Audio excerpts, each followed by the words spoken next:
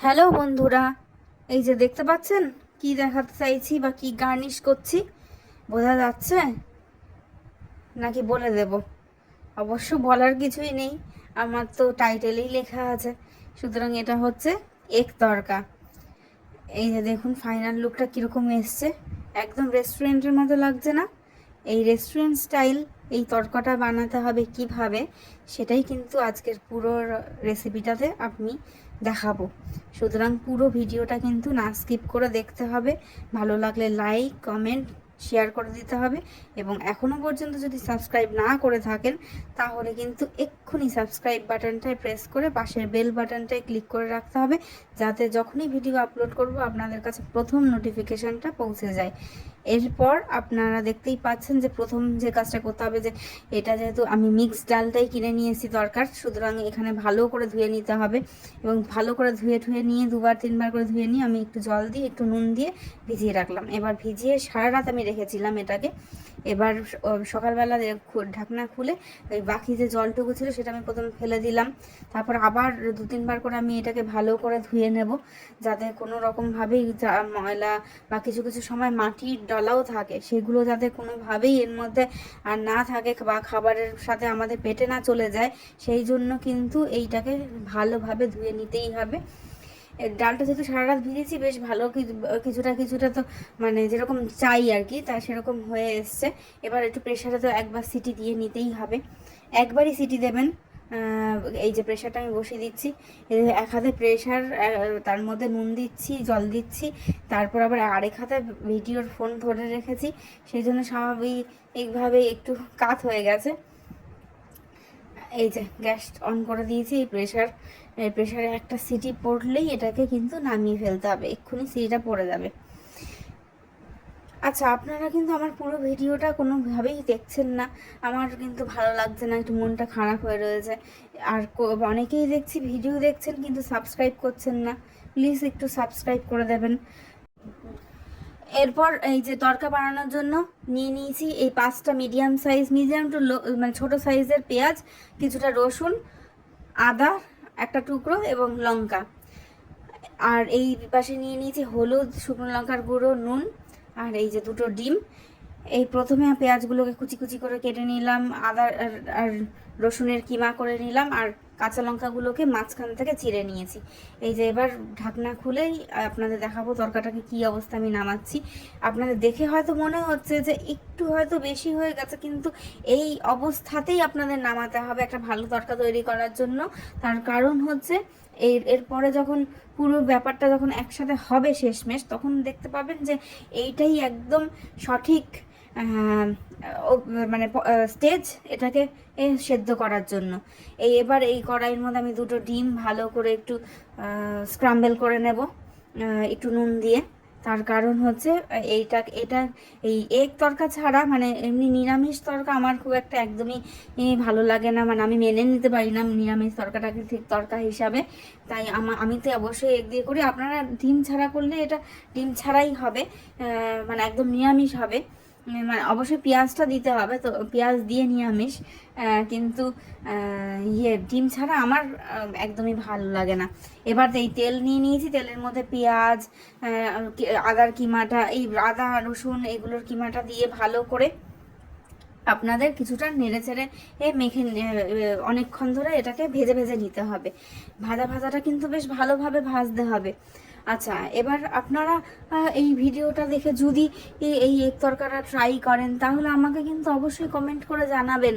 না হলে সেটাই তো আমি তাহলে একটু মোটিভেশন পাবো, যাতে আমি পরবর্তীকালে আরও সুন্দর সুন্দর ভিডিও নিয়ে আসতে পারি। সেই জন্য কি ইমপ্রুভ করতে হবে আমাকে দয়া করে আপনারা একটু যদি কমেন্ট সেকশনে লেখেন, যে আমাকে যদি সাজেশন দেন যে কী ধরনের ভিডিও আপনারা দেখতে চাইছেন বা কী রেসিপি আপনারা দেখতে চাইছেন, তাহলে আমার খুব ভালো লাগবে। মাঝখানে আমি ওই হলুদ, কাঁচা লঙ্কা, শুকনো লঙ্কা, হলুদ, শুকনো লঙ্কার গুঁড়ো এবং নুন, ওই তিনটাকে ভালো করে একটু জল দিয়ে নাড়াচাড়া করে নিলাম। এবার এই যে আপনারা দেখতেই পাচ্ছেন পেঁয়াজটা হালকা মাঝামাঝি অবস্থায় ভাজা ভাজা হয়ে এসছে। আরও কিছুটা আমি ভেজে নেব, ভেজে নিয়ে এটার মধ্যে ওই চেরা কাঁচা লঙ্কাগুলোকে দিয়ে দেব। এরপর আবার একটু কাঁচা লঙ্কাটা দিয়ে আর একটু নাড়াচাড়া করে নেব।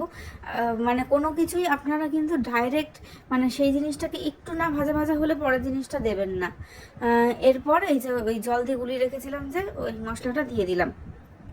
এটা দিয়ে বেশ ভালো করে অনেকক্ষণ ধরে নাড়াচাড়া করতে হবে, না হলে কিন্তু হলুদের একটা কাঁচা গন্ধ কিন্তু থেকে যায়। আমি যখনই হলুদের কোনো জিনিস দিই, আপনারা যদি অন্য রান্না ফলো করেন তাহলে দেখতে পাবেন যে আমি কিন্তু সব সময় চেষ্টা করি এই যে সেই জিনিসটাকে ভালোভাবে অনেকক্ষণ ধরে যাতে মশলাটাকে বেশ ভালোভাবে হতে দিতে। দেখবেন মশলাটাকে কারণ না হলে না হলুদের একটু সামান্য যদি গন্ধ থাকে আমার সেই রান্না খেতে ভালো লাগে না, এবং কারোরই হয়তো ভালো লাগে না। মশলা অনেকটাই টেনে এসছে এবং তেলও অনেকটা ছেড়ে ছেড়ে দিয়ে এসছে, সেই সময় আমি আরেকটু জল মিশিয়ে আবার এটাকে ভালোভাবে মশলাটাকে হতে দেব। এবং এবার মশলাটা যখন টেনে আসবে, হ্যাঁ এবার দেখতে পাচ্ছেন এই মশলাটা অনেকটা টেনে এসছে আর একটু তেল তেল ছেড়ে দিয়ে এসছে। এই পর্যায়ে কিন্তু এই পর্যায়েতে যা সুন্দর গন্ধ বেরোচ্ছিল এটার থেকে কি বলবো। আমি একটু নুনটা চেক করে নিলাম। হ্যাঁ, তো যেটা বলছিলাম, আপনারা কিন্তু যদি কোনো সাজেশন, আপনারা কোনো ভিডিও দেখতে চান সেটাকে কিন্তু অবশ্যই করে আমার এই কমেন্ট সেকশনে কমেন্ট করবেন, এবং যদি ট্রাই করেন এই ভিডিওটা আপনাদের কেমন হয়েছে বাড়িতে সেটা কিন্তু অবশ্যই অবশ্যই অবশ্যই করে আমাকে জানাবেন। এই যে এবার আমি এটার মধ্যে ডালটা যেটা সেদ্ধ করে রেখেছিলাম সেটা দিয়ে দিলাম। এবার দিয়ে ভালো করে এটাকে নেড়ে চেড়ে দিতে হবে, ভালো করে আরেকটু এটাকে হতে দিতে হবে, কিছুটা কুক করতে হবে। কারণ আপনি যেটা বললাম যে কোনো কিছুই আপনারা একটু না কুক করে ডাইরেক্টলি ছেড়ে দেবেন না, কখনো সেই জিনিসটা কিন্তু ভালো হয় না খেতে। বেশ আঁটো সাঁটো জিনিসটা যে একটা মুখরোচক জিনিস হওয়ার জন্য কিন্তু সবসময় কড়াইতে ভালো করে মশলাটা বা ভালো করে যে কোনো জিনিসটাকে একটু নাড়াচাড়া করে নেওয়া খুব দরকার। এর মধ্যে আমি একটু জল অ্যাড করেছিলাম, সেটা ভিডিওটা ক্যাপচার করতে ভুলে গেছি, মানে হয়নি কোনোভাবে। এবার এই ডিমটা দিয়ে দিলাম, যে ভাজা ডিমটা ভেজে তুলে রেখেছিলাম সেই ডিমটাই এটার মধ্যে ভালো করে মিশিয়ে দিতে হবে। ডিম আরেকটু বেশিও দেওয়া যায়, কোনো অসুবিধা নেই, কিন্তু অন্তত এই পরিমাণটুকু কিন্তু অবশ্যই করে দেবেন। এবার এই তাওয়াটা কেন বসাচ্ছি সেটাই তো তরকার মেন উপকরণ। তরকাই থাকবে না যদি এইটা না মেশানো যায়। এই যে আমি তরকার ডালটা কিন্তু এটা গ্যাসে নেই, গ্যাস থেকে আমি নামিয়ে ফেলেছি, নামিয়েও আমি কিছুটা একটু নাড়ছিলাম ওটাকে। এই যে মেইন উপকরণ এইটা ছাড়া কিন্তু তরকা যদি বানান তাহলে আর তরকা না বানানোই ভালো। এটা হচ্ছে কাসৌরি মেথি, একটু তাওয়াতে আমি নেড়ে চেড়ে নিচ্ছি, তাতে দারুণ ফ্লেভারটা আসে এই তাওয়াতে। যদি একটু কাসৌরি মেথি একটু না ভেজে বা একটু না করে যদি দিয়ে দেন তাহলে কিন্তু কাসৌরি মেথির গন্ধটা সেভাবে থাকে না। এবার এইটা দিয়ে দিলাম ভালো একদম মিশিয়ে, এবার ভালোভাবে এটার মধ্যে কিন্তু তরকার সাথে এটা মিশিয়ে দিতে হবে।